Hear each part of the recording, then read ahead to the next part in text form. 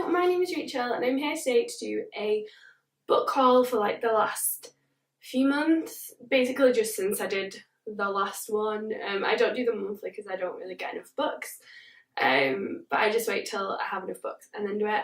Sorry for the voice, I've been very sick the last few days, which has sucked, but yeah, I'm feeling a bit better now. It's only like my throat just finishing up getting normal, so yeah, once that is finished I will be well and that will be very fun and very nice. So I'm just going to show you some of the books that I have acquired since last time. The first four are from when I went to Paris with my mum and they are all art books. The first is this book on Monet. This is in French, I can't even read it, but it was like €3 or €4 at one of the museums and I love Monet.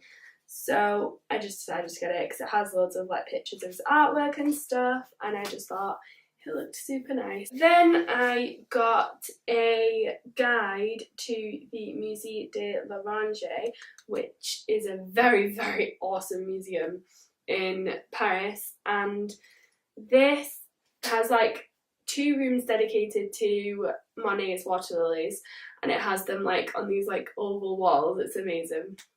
And then downstairs also one of my new favourite artists, which is Renoir, and yeah, this is just a book talking about all the artists that were in there, and talking about the guy who started it, Guillaume, and he is very cool for having started this, and yeah, I've read about this much so far, so not loads, but I just got this little bookmark, so that's cool. And then I got a visitor's guide to the Musée d'Orsay, which is a museum that's like across the river from the Louvre, and I'd never been here before and it was really cool. I really enjoyed this one. It's in like an old train station that they've renovated and made in the art gallery, and it's just beautiful. It's so beautiful.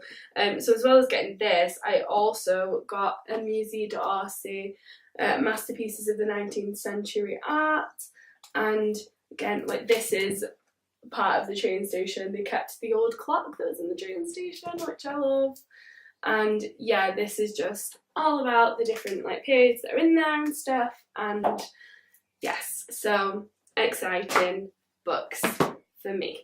Then I have some books that I picked up while I was at home.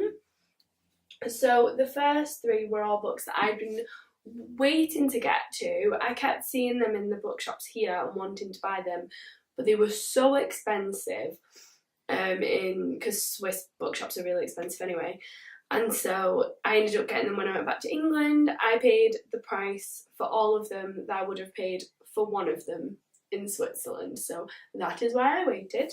The first is Women in Power, A Manifesto by Mary Beard, and I've read 20 pages of this so far. This is like a little book, a bit like the Chimamanda Ngozi Adichie ones.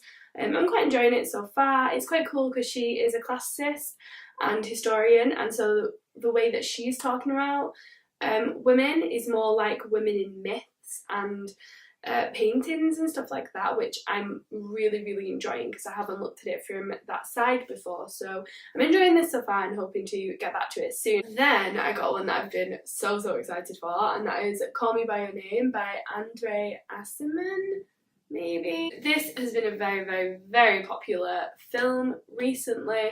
All I know is that it's about a male-male relationship, and some guy goes to stay with the guy's dad because he's learning from him or something, and they have a relationship.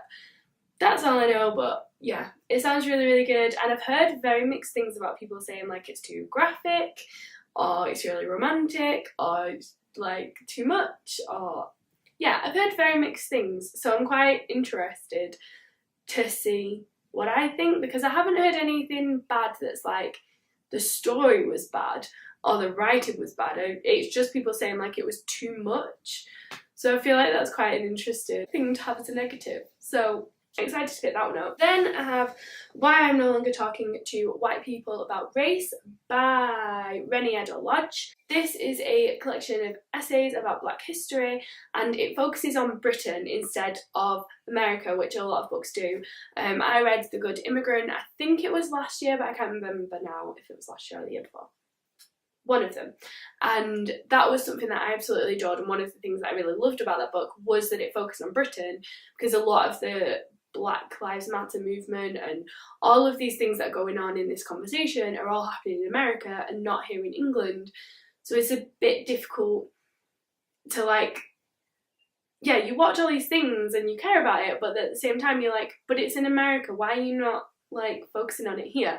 So it's cool that now people are publishing books that are about it happening here in Britain and focusing on that. So I'm really, really excited to get to this. And yeah, I'm thinking it's going to be a bit like The Good Immigrant, but more academic, which is quite exciting. So yeah, I have this one. And then some other books that I got while I was there were Clockwork Prince by Cassandra Clare, just because I'm doing the read-along of all the Martial Instruments books, and this was one of the next ones. I haven't read Clockwork Angel, this one, or City of Fallen Angels, and I'm pretty sure I should have read Clockwork Angel and City of Fallen Angels by now. So, which one needs to get a move on. But I'm allowing myself to read these books in June. In June I'm only going to be reading like LGBTQIAP+, I think that's it, books. Just because it's Pride Month, exciting. But I'm going to allow myself to read some of the Mortal Instruments books because of Alec and Magnus, so that I can still keep up with the read-along. So, got that one because I will read it soonish. And then I got a book that I'm so excited for, and that I'm also going to read in June because I think the main character is bisexual, so we're good. And it is Lear and the Offbeat by Becky Albertalli. I read Simon vs. the Homo Sapiens Agenda last year and had a big, like, life realisation that I need to read more gay fiction because it makes me feel more accepted by society, because it's like in the cultural sphere, basically. And so the fact that she has done another book and now it's bisexual main character, which is what I actually am, yeah, I'm very excited for this. I am annoyed that I'm going to wait till June to read it, but I am going to wait till June because I want to read this on Pride Month and talk about it in Pride Month, and I'm so excited about Pride Month. So yes, I have that one. And then the last three are all books that I bought yesterday. I really wanted to buy some books yesterday because I've been really, really sick and I felt like shit. But I went to the Harry bookshop, so I only spent like 5 Swiss francs, so I don't feel bad about it. I picked up 3 books, and they were The Outsiders by S.E. Hinton. This is a Penguin Classics edition. I've never read this book, but my dad really likes this book and always tells me to read it. So I saw it for like a franc and was like, I'm going to pick that up. So this is, I think, about 2 gangs, and yeah, quite short. I'm sure I'll pick it up soon and find out. But yeah, I don't know that much about it. I just know that my dad always tells me to read it. I'm very, very happy because I found an absolutely perfect edition. I don't know if this has even been read, and it was 2 francs, and I can't believe that I found it for 2 francs and it looks so perfect. And it is Rebecca Solnit's Men Explain Things to Me and Other Essays, and this is basically essays on like feminism. The first one, Men Explain Things to Me, is times that men have tried to explain things to her thinking that because she's a woman she wouldn't understand. And there's a lot of other essays in here as well. We have What Marriage Equality Really Means, Wolf's Darkness, Explaining the Inexplicable, which I don't really know what that means, but I'm guessing it's going to be something in reference to what's it called? Room of One's Own by Virginia Woolf. So yeah, I might need to read that one first, which I am really been wanting to read anyway, and I'm annoyed that I've not read, so maybe I'll read that and read this close together. We will see. But yes, and then the last one I also got for 2 francs, and it's a beautiful copy. I've never seen this copy before, but it looks gorgeous. And it is Sharp Objects by Gillian Flynn. This was her debut novel. Gillian Flynn was the writer of Gone Girl, which I read towards the tail end of last year and really, really enjoyed. But I did find that obviously because I'd seen the film, I enjoyed it, but it didn't have the same impact. I still really thought it was brilliantly written and like got a lot from it. But yeah, with a book like that, when you already know what the end is, it kind of takes away from it a little bit.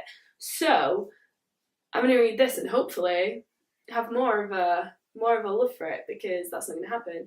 I'm not going to read it all out, but there is a huge paragraph on the back from Stephen King saying how great his book is, which is great for me because I am a huge Stephen King fan. So that makes me think I'm going to like it.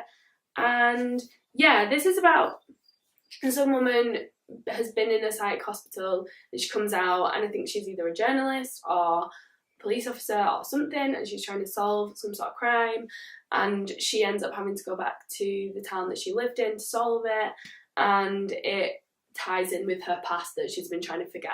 Something along those lines. So yeah, excited for this one. Oh, it's red under here. Ooh. Got a little red bit. Okay, anyway, I'm never going to take that off, so I don't know why I look at it underneath. But anyway, thanks very much for watching, and I will see you in my next video. Bye!